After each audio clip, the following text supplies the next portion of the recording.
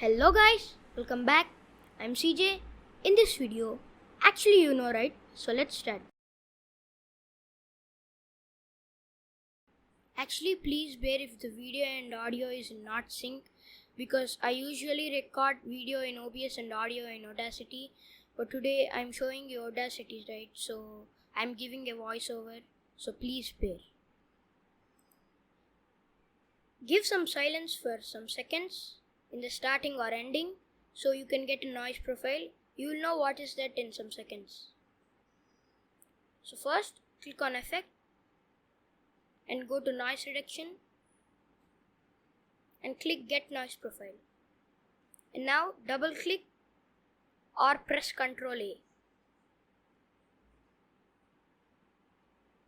You need to select all.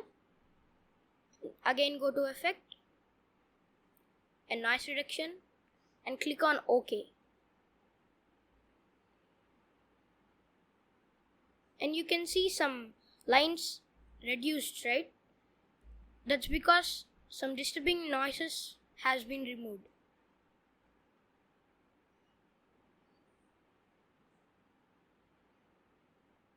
See the difference between this and that.